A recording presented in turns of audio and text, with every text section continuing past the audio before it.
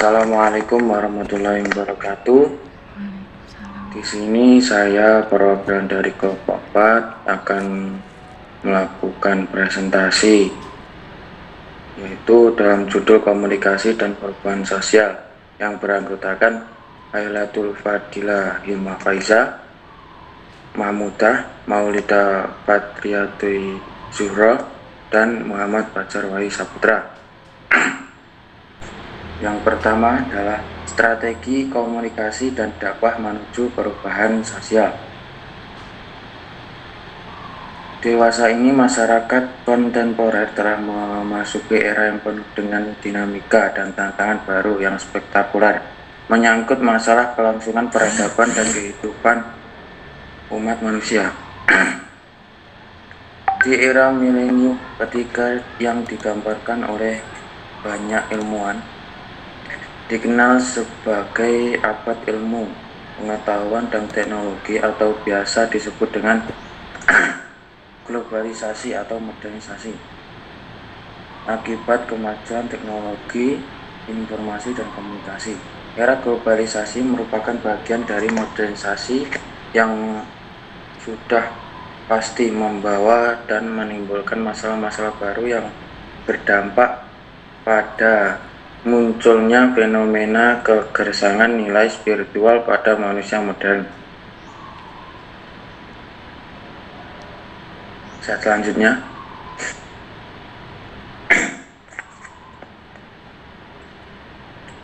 strategi komunikasi dan dakwah menuju perubahan sosial. Peradaban modern telah menelantarkan dan mereduksi nilai kemanusiaan yang esensial, sehingga manusia modern terrealisasi dari ekstensinya dan mengalami keterasingan dalam dunia simbolik dan spiritual untuk dapat mengimbangi pesan negatif desakan arus globalisasi akibat kemajuan teknologi informasi dan komunikasi. Maka menurut Sardar tahun 1991, umat manusia harus kembali pada agama.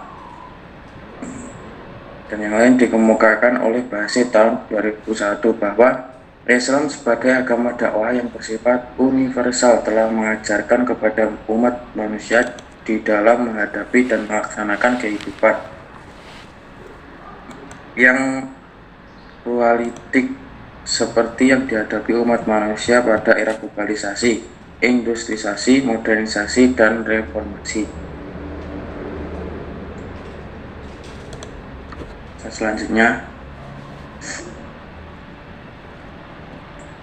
strategi komunikasi dan dakwah menuju perubahan sosial. Kegiatan dakwah tidak dapat dipisahkan dengan proses komunikasi antara mubalik dengan masyarakat sebagai objek dakwah. Hubungan dakwah dengan komunikasi menurut suatu sistem yang di dalamnya memiliki kesamaan, yakni berupa yang pertama elemen-elemen sumber atau komunikator, yang kedua pesan atau message, yang ketiga saluran atau channel, yang keempat penerimaan atau komunikan, yang kelima tanggapan balik atau feedback, dan yang keenam pengaruh efek. Selanjutnya disampaikan oleh teman saya, Mahmudah. Konsep strategi komunikasi. Konsep strategi komunikasi. Strategi komunikasi adalah perencanaan dalam penyampaian pesan melalui kombinasi berbagai unsur komunikasi seperti frekuensi, formalitas, isi, dan saluran komunikasi sehingga pesan yang disampaikan mudah diterima dan dipahami serta dapat mengubah sikap atau perilaku sesuai dengan tujuan komunikasi. Strategi komunikasi adalah panduan dan perencanaan komunikasi atau communication planning dan manajemen komunikasi atau communication management untuk mencapai suatu tujuan. Strategi komunikasi erat berhubungan dengan dan kaitannya antara tujuan yang hendak dicapai dengan konsekuensi-konsekuensi atau masalah yang harus diperhitungkan. Kemudian merencanakan bagaimana mencapai konsekuensi-konsekuensi sesuai dengan hasil yang diharapkan atau dengan kata lain tujuan yang hendak dicapai. Konsep strategi dalam Kamus Besar Bahasa Indonesia oleh Departemen P dan K 1994 dikemukakan bahwa strategi adalah suatu rencana yang cermat mengenai kegiatan untuk mencapai sasaran khusus. Konsep strategi komunikasi. Strategi komunikasi lebih lanjut dijelaskan adalah sesuatu yang patut dikerjakan demi untuk kelancaran. Dengan demikian, dapat dipahami bahwa strategi merupakan suatu kerangka rencana atau manajemen yang disusun secara sistematis untuk mencapai tujuan yang diinginkan. Dasar pemilihan strategi dalam komunikasi.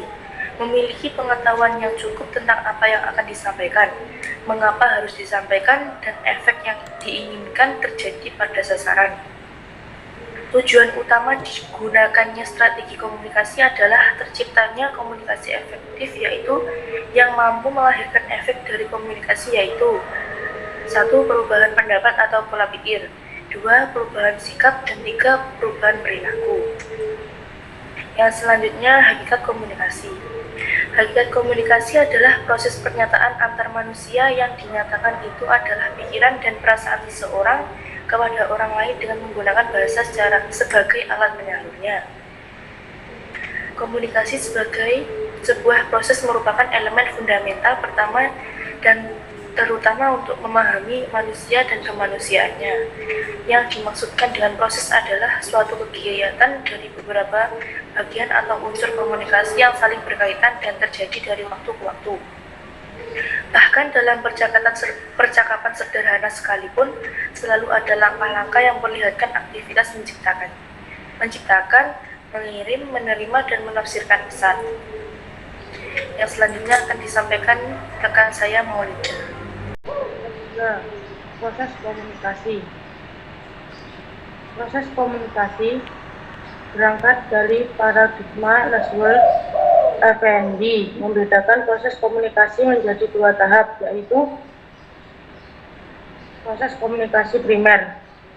Pengertian proses komunikasi secara primer adalah proses penyampaian pikiran dan atau perasaan seseorang kepada orang lain dengan menggunakan lambang atau simbol sebagai media. Lambang media primer, pesan verbal atau bahasa, dan pesan nonverbal atau kial atau gestur, isyarat, gambar, warna, dan lain sebagainya. Yang secara langsung dapat atau mampu menerjemahkan pikiran dan atau perasaan komunikator kepada komunikan. Pada proses komunikasi secara primer, bahasa yang paling banyak digunakan sebab bahasa mampu menerjemahkan pikiran seseorang kepada orang lain, apakah itu berbentuk ide, gagasan, informasi, atau opini. Selanjutnya,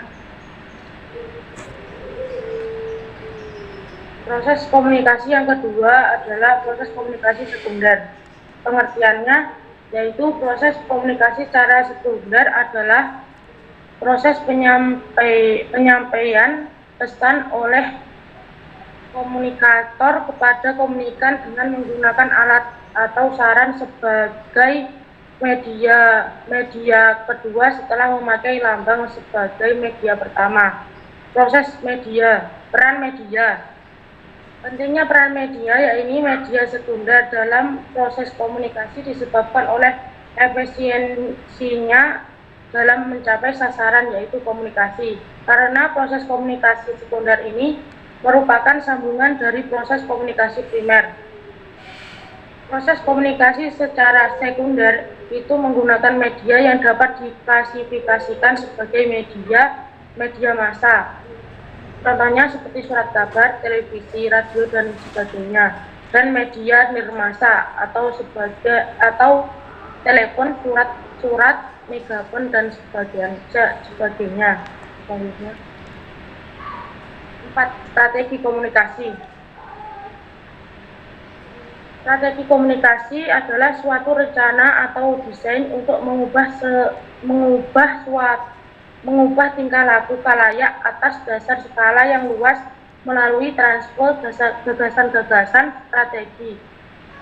Merupakan kerangka sistematik untuk bertindak suatu cetak biru atau blue and print suatu rencana untuk mengutus sumber-sumber daya komunikasi dalam mengarah suatu perubahan yang sudah ditentukan. Tujuan utama yang pertama yaitu to secure understanding, atau untuk memastikan bahwa terjadi sesuatu pengertian dalam berkomunikasi. Yang kedua, to establish expertise, atau bagaimana cara membina pengertian itu dengan baik. Yang ketiga, to motive action, atau pengingatan untuk motivasinya. Yang keempat, the goals which the communication sent to activity, atau bagaimana mencapai tujuan yang hendak dicapai oleh pihak komunikator dari proses. Komponen-komponen pendukung dan penghambat. Yang pertama, mengenai sasaran komunikasi atau objek dakwah. Yang kedua, memilih media komunikasi yang tepat. Yang ketiga, pengkajian tujuan pesan dan komunikasi. Yang keempat, peranan komunikator atau mubalik dalam komunikasi.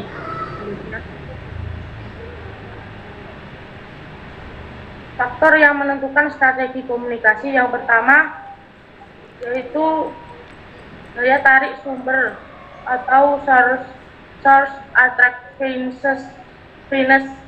Yang kedua, kredibilitas sumber atau source credibility. Yang ketiga, faktor yang berkaitan dengan peranan mubalik atau komunikator dalam kaitannya dengan strategi komunikasi. 4. Metode dakwah yang akan diaplikasikan. Persyaratan komunikator. Yang pertama, memiliki kredibilitas yang tinggi bagi komunikasinya. Yang kedua, memiliki keterampilan berkomunikasi. Yang ketiga, mempunyai pengetahuan yang luas, harus memperlihatkan sikap yang baik terhadap komunikan. Yang keempat, memiliki daya tarik atau penampilan yang meyakinkan, sehingga nampak jelas bahwa berhasilnya seorang mubalik atau diterima tidaknya pesan-pesan dakwah Islam yang disampaikan banyak ditentukan oleh sejauh mana pendekatan strategi komunikasi yang diterapkan dalam proses dakwahnya. Selanjutnya akan dilanjutkan oleh Mas Fajar.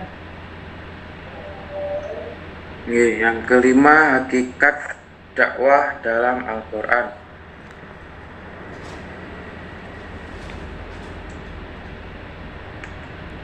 Hakikat dakwah dalam Al-Quran adalah suatu pengertian atau suatu usaha untuk mengajak atau menyuruh untuk mempelajari dan mengamalkan agama Islam atau memberi penerangan tentang ajaran agama pengembangan.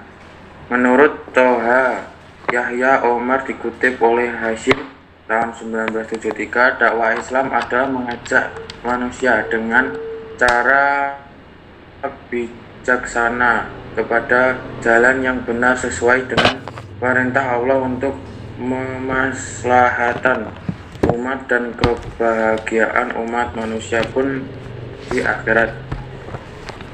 Dalam dakwah perspektif modern menurut Raharjo tahun 1993, pengertian dakwah dapat meliputi segala bentuk kegiatan termasuk kegiatan pendidikan, sosial budaya, dan kemasyarakatan lainnya, sepanjang kegiatan tersebut didasarkan pada filosofi dakwah, yaitu membawa orang-orang dan masyarakat dari kekufuran menuju keimanan.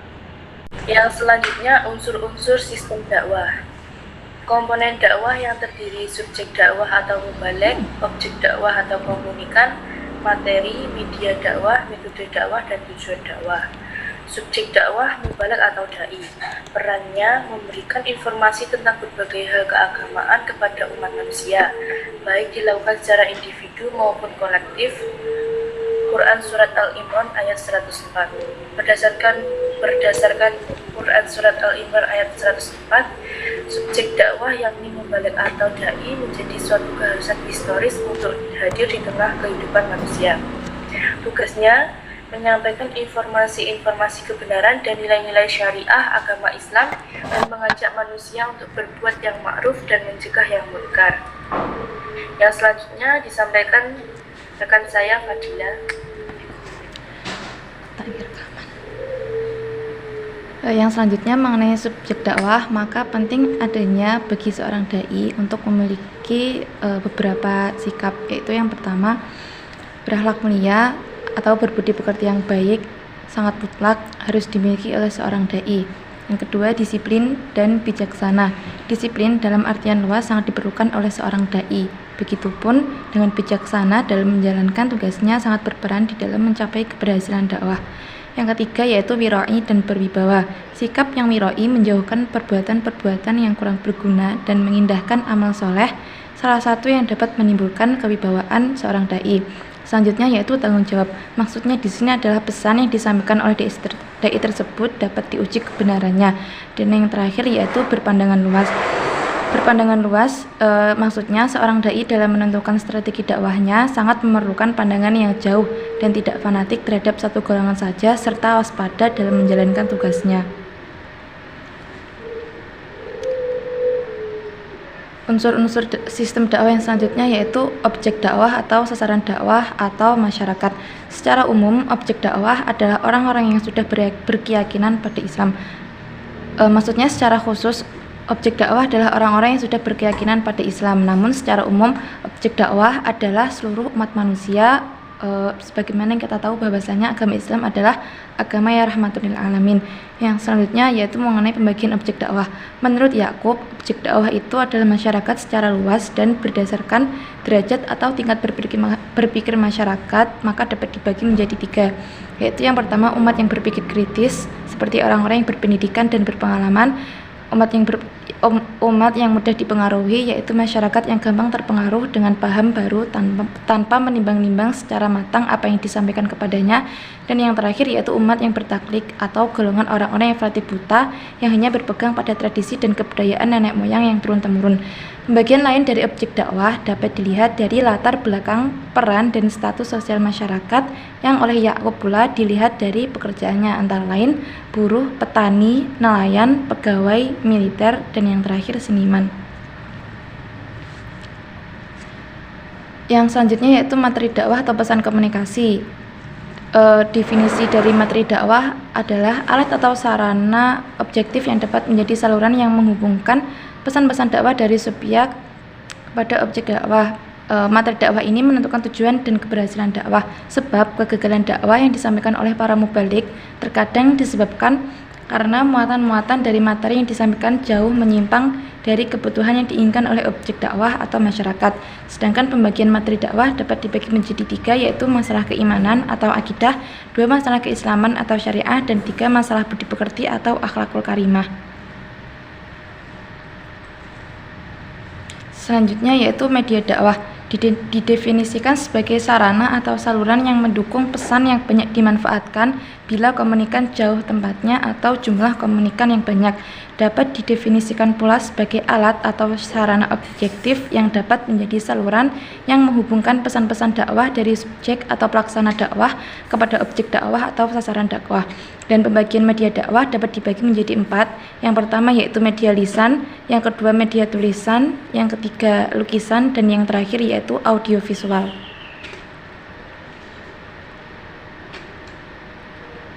Selanjutnya yaitu metode dakwah. Didefinisikan sebagai suatu cara atau jalan yang ditempuh atau diterapkan oleh seorang dai dalam menjalankan aktivitas dakwahnya agar tercapai apa yang menjadi tujuan dakwahnya dengan cara efektif dan efisien. Pembagian dakwah ini berdasarkan surat An-Nahl ayat 25 dibagi menjadi 3, yaitu dengan bil hikmah atau disampaikan dengan pesan-pesan dakwah Islam yang dilakukan dengan memakai kata-kata yang bijak dan enak didengar. Yang kedua dapat dilakukan dengan bimauidhah hasanah atau disampaikan dengan kata-kata dan nasihat yang baik dan bijaksana. Dan yang terakhir yaitu mujadalah atau dengan bertukar pikiran, berdiskusi, dan berdebat dengan menggunakan argumen-argumen yang logis dan faktual. Namun secara umum pembagian metode dakwah dibagi menjadi beberapa, yaitu yang pertama metode ceramah, metode tanya jawab, metode debat, metode percakapan antar pribadi, metode demonstrasi, metode dakwah Rasulullah, metode pendidikan dan pengajaran agama, dan yang terakhir metode dengan mengunjungi rumah atau dengan silaturahmi. Selanjutnya mengenai pesan dakwah. Pesan dakwah ini dalam Al-Quran diungkapkan dengan beraneka ragam, yang mana menunjukkan fungsi kandungan dari ajaran-ajaran Allah melalui penyampaian pesan-pesan Islam. Melalui penyampaian pesan-pesan Islam pula, manusia akan dibebaskan dari segala macam bentuk kekufuran dan kemusyrikan, yang mana inti daripada agama Islam yang telah disepakati yaitu mengenai masalah tauhid. Sekian presentasi dari kelompok 4. Terima kasih telah mendengarkan dan terima kasih atas perhatiannya. Sekian. Wassalamualaikum warahmatullahi wabarakatuh.